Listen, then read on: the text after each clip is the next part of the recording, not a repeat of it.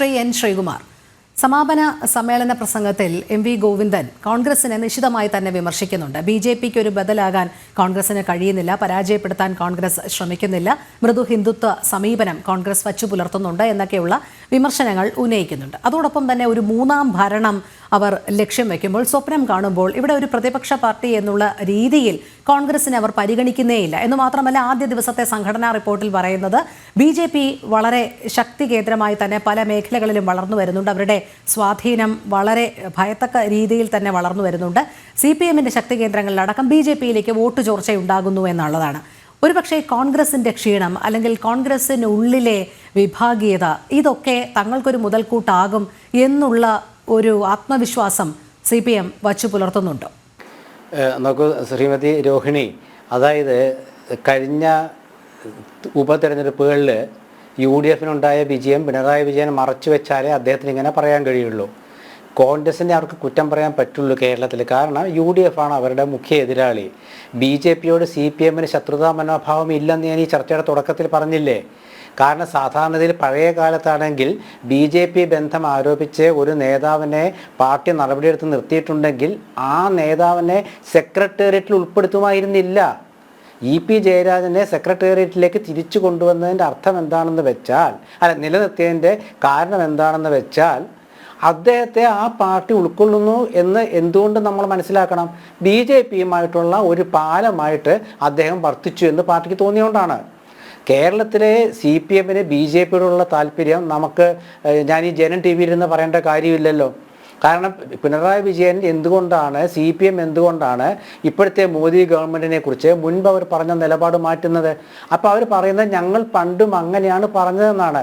പണ്ടും പറഞ്ഞത് അങ്ങനെയൊക്കെ തന്നെയാണ്, പക്ഷേ പ്രസംഗിക്കുമ്പം വേറെ രീതിയിലാണ്. നരേന്ദ്രമോദിയുടെ ഫാസിസ്റ്റ് ഗവൺമെൻറ് എന്നല്ല എല്ലാവരും പ്രസംഗിച്ചിട്ടുള്ളത്. പക്ഷേ ഇപ്പോൾ എന്താ പറയുന്നത്, ഈ സമ്മേളനത്തിൽ എന്താ പറയുന്നത്, അത് അത്രയ്ക്ക് അങ്ങോട്ട് ആയിട്ടില്ല, ഫാസിസ്റ്റം അത്രയ്ക്ക് അങ്ങോട്ടോടെ വന്നിട്ടില്ലെന്ന്. അതിൻ്റെ കാരണം എന്താണെന്ന് വെച്ചാൽ, ഒരു വർഷം ഈ അടുത്ത് നടക്കാൻ പോകുന്ന തദ്ദേശ തെരഞ്ഞെടുപ്പിലും ഒരു വർഷം കഴിഞ്ഞ് നടക്കാൻ പോകുന്ന നിയമസഭാ തെരഞ്ഞെടുപ്പിലും കോൺഗ്രസ് വിരുദ്ധ CPM വിരുദ്ധ വോട്ടുകൾ അത് കോൺഗ്രസിന് പോകാൻ പാടില്ല, വേണമെങ്കിൽ നിങ്ങൾ BJP-ക്ക് ചെയ്തോളൂ, അപ്പോഴും കോൺഗ്രസിന് ചെയ്യരുത്. ഈ ഒരു സന്ദേശം കൊടുക്കുകയാണ്. എന്ന് വെച്ചാൽ കേരളത്തിലെ BJP-യോട് CPM-ന് വലിയ ശത്രുതയില്ല എന്ന് വ്യക്തമാക്കി പാർട്ടി. യാതൊരു സംശയം വേണ്ട. അല്ലെങ്കിൽ EP ജയരാജൻ ഈ സ്ഥാനത്തേക്ക് തിരിച്ചു വരില്ല. കാരണം ഗോവിന്ദൻ മാഷ് പത്രസമ്മേളനം നടത്തി പറഞ്ഞത്, പ്രകാശ് ജാവദേക്കറെ കണ്ടതിനാണോ പാർട്ടിയുടെ നടപടി എന്ന് ചോദിച്ചപ്പോൾ അതും ഉൾപ്പെടുമെന്നാണ് പറഞ്ഞത്. പക്ഷേ സംഘടനാപരമായ നടപടിയല്ലെന്ന് പറഞ്ഞു, പക്ഷേ അതും മാറ്റിയതിൽ ഉൾപ്പെടുന്നു പറഞ്ഞു. അങ്ങനെ പറഞ്ഞ ഒരാൾ ഇങ്ങനെ ഇത്രയും പെട്ടെന്ന് ഇദ്ദേഹത്തെ പിടിച്ച് സെക്രട്ടേറിയറ്റിലാക്കുമ്പോൾ നമ്മളെന്താ മനസ്സിലാക്കേണ്ടത്?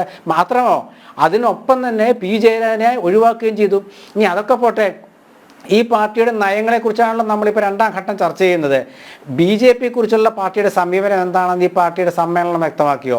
കോൺഗ്രസിനെ കുറിച്ചുള്ള സമീപനം എന്താണ് ഈ സമ്മേളനം വ്യക്തമാക്കിയോ? പൊതുയോഗത്തിൽ പ്രസംഗിച്ചിട്ട് കാര്യമില്ലല്ലോ. നമ്മുടെ പുതുവഴിയിലേക്കുള്ള കേരളത്തിലേക്ക്, പുതിയ നവകേരളത്തിൻ്റെ പുതുവഴികളിലേക്കുള്ള അദ്ദേഹത്തിൻ്റെ നിർദ്ദേശത്തിൽ അദ്ദേഹം പറഞ്ഞ കാര്യങ്ങൾ LDF-ന്റെ മാനിഫെസ്റ്റോയിൽ പറഞ്ഞ കാര്യങ്ങൾ നടപ്പാക്കണ്ടേ? അത് നടപ്പാക്കണമെങ്കിൽ ഈ നമ്മുടെ ആശാവർക്കർമാരുടെ സമരവും തീർപ്പാക്കണ്ടേ? അതുമല്ലെങ്കിൽ നമ്മുടെ ക്ഷേമ പെൻഷൻ 2500 രൂപ ആക്കുമെന്നുള്ള LDF ഗവൺമെൻറ് വാഗ്ദാനം നടപ്പാക്കണ്ടേ? അത് നടപ്പാക്കുന്നില്ല. അപ്പോൾ അതിനർത്ഥം എന്താണ്? അവരെ സംബന്ധിച്ചിടത്തോളം അവർക്ക് നയവ്യതിയാനം എന്നുള്ളത് അവർക്കൊരു വിഷയമല്ലാതായി മാറിയിരിക്കുന്നു. കോൺഗ്രസിലും UDF-ലും പ്രശ്നങ്ങൾ ഉണ്ടായ സമയത്തും CPM ഇത് തന്നെയാണ് പറയുന്നത്. അവർക്ക് BJP-യുടെ ഒരു ചെറിയ മൃദു സമീപനം എന്നും ഉണ്ട്. കാരണം അവർക്ക് പഴയ കാലത്ത് CPM-ന്റെ നിലപാട് ഓരോ തരത്തിലായിരുന്നു. കാരണം വെച്ചാൽ അത് ചില സമയത്ത് ക്രൈസ്തവരോടാണ്, ചില സമയത്ത് മുസ്ലിങ്ങളോടാണ്. ഇപ്പോൾ BJP-ക്ക് താല്പര്യം കൂടുതൽ ഹൈന്ദവരോടാണ്. കാരണം എന്താ വെച്ചാൽ ഹൈന്ദവ താല്പര്യങ്ങൾ മൃദു ഹിന്ദു സമീപനം, ഹൈന്ദവ സമീപനം എന്നാണ് BJP CPM കോൺഗ്രസിനെ കളിയാക്കിയിരുന്നത്. ഇപ്പോൾ നിങ്ങൾ നോക്കൂ, തിരുവിതാംകൂർ ദേവസ്വം ബോർഡ് പ്രസിഡന്റായിട്ട് പാർട്ടി നിയോഗിച്ച സംസ്ഥാന കമ്മിറ്റി അംഗമായിരുന്ന അനന്തഗോപനെയല്ലേ? കേരളത്തിലെ പാർട്ടിയുടെ ചരിത്രമൊക്കെ മാറുകയാണ് ശ്രീമതി രോഹിണി.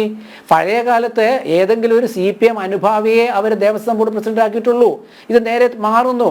പാലക്കാട് പ്ലീനമെടുത്ത ചില തീരുമാനങ്ങൾ പാർട്ടി നടപ്പാക്കുന്നില്ല. ഇപ്പൊ പാർട്ടി എന്താണ് പറയുന്നത്? CPM-നെ സംബന്ധിച്ചിടത്തോളം പാർട്ടി ഇപ്പോൾ പറയുന്നത് പാർട്ടിയിലെ സഖാക്കൾക്ക് വലിയ രീതിയിലുള്ള ഒരു വലിയൊരു ഒരു കെട്ടുറപ്പുള്ള പാർട്ടി എന്ന് പറയുകയാണെങ്കിൽ നിങ്ങൾക്ക് ഏത് രീതിയിൽ വേണമെങ്കിൽ ഈ പാർട്ടിയെ സമീപിക്കാം എന്നുള്ളതാണ്. എന്ന് വെച്ചാൽ അതായത് വളരെ ഫ്ലെക്സിബിളായിട്ട് ഇപ്പോൾ പാർട്ടി പോവുകയാണ്. അതായത് വളരെ ലളിതമായി പറയുകയാണെങ്കിൽ പാർട്ടിക്ക് കൃത്യമായിട്ടൊരു നയമില്ല. കൃത്യമായ നയമില്ലെന്ന് മാത്രമല്ല, പാലക്കാട് ഉപതെരഞ്ഞെടുപ്പിൽ നമ്മൾ കണ്ടതാണ്, ചേലക്കര ഉപതെരഞ്ഞെടുപ്പിൽ കണ്ടതാണ്, വയനാട് ഉപതെരഞ്ഞെടുപ്പിൽ കണ്ടതാണ്. ഇത് മനസ്സിലാകാത്തൊരു പാർട്ടിയാണ് CPI. അതുകൊണ്ടാണ് CPI സെക്രട്ടറി ബിനോയ് വിശ്വം എന്ന് പറഞ്ഞത്. ഈ നയരേഖയെക്കുറിച്ച് ചോദിച്ചപ്പോൾ അദ്ദേഹം എന്താ പറഞ്ഞത്? ഞാനിത് പഠിക്കട്ടെ എന്നാണ് പറഞ്ഞത്. എന്ന് വെച്ചാൽ പഠിച്ചിട്ട് അഭിപ്രായം പറയാം. പഠിച്ചിട്ട് അഭിപ്രായം ഉണ്ടെങ്കിൽ രണ്ട് കാര്യത്തിൽ ഒരു വിയോജിപ്പ് ഇപ്പം തന്നെ പറഞ്ഞിട്ടുണ്ട്. എന്താണത്? ഒന്ന് പാലക്കാട് ബ്രൂവറിയുടെ കാര്യം, രണ്ട് സർവകലാശാലകളിലെ വിദേശ മൂലധനത്തിൻ്റെ കാര്യം, കേരളിൻ്റെ കാര്യം ആദ്യമേ അവർ പറഞ്ഞിരുന്നു.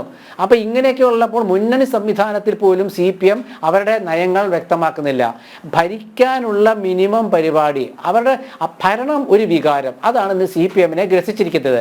അതായത് ഭരണത്തിലേക്കുള്ള വഴി. അപ്പോൾ കോൺഗ്രസിനല്ലേ കുറ്റം പറയാൻ പറ്റുള്ളൂ. കാരണം ഇവിടെ BJP-യും LDF-ഉം അല്ലല്ലോ മുഖ്യ ശത്രുക്കളെ. കോൺഗ്രസിന്റെ മുഖ്യ ശത്രു എന്നും BJP ആണ്, സംശയം വേണ്ട. പക്ഷേ കേരളത്തിൽ കോൺഗ്രസിന്റെ തെരഞ്ഞെടുപ്പ് ശത്രു CPM ആണ്. കാരണം ഇവിടെ CPM മുന്നണിയാണ് കോൺഗ്രസ് മുന്നണിക്കെതിരായിട്ട് നിൽക്കുന്നത്. അങ്ങനെ വരുമ്പോൾ കോൺഗ്രസ് ഇപ്പോഴും പറയും കേരളത്തിൽ CPM മുന്നണിയാണ് ഞങ്ങളുടെ എതിരാളി, കാരണം അവർ ഭരണവർഗമാണ്, അവർ ചെയ്യുന്ന ജനവിരുദ്ധ നയങ്ങൾക്കെതിരെ പോരാടും.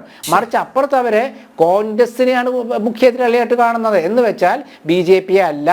അങ്ങനെ BJP അല്ല എന്ന് CPM പറയാതെ പറയുന്നൊരു ഘട്ടത്തിൽ നമ്മൾ എന്താ പ്രതീക്ഷിക്കേണ്ടത്?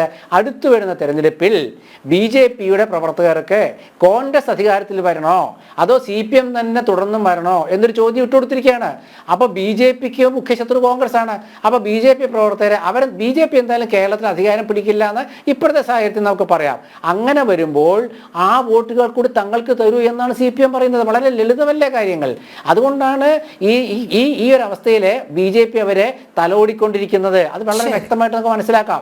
ഇതിനെ ആരെങ്കിലും എതിർക്കുന്നുണ്ടോ എന്ന് പാർട്ടി നോക്കുമ്പോഴാണ് അങ്ങനെ എതിർക്കുന്നവർ സംസ്ഥാന കമ്മിറ്റിയിലോ സംസ്ഥാന സെക്രട്ടേറിയറ്റിലോ ഉണ്ടാകാൻ പാടില്ല എന്ന് പാർട്ടി ചിന്തിച്ചതും ചിലരെയൊക്കെ ഒഴിവാക്കിക്കൊണ്ട് പാർട്ടിയുടെ സെക്രട്ടേറിയറ്റ് രൂപീകരിച്ചതും. ഒരൊറ്റ കാര്യം പറഞ്ഞ് നിർത്താം.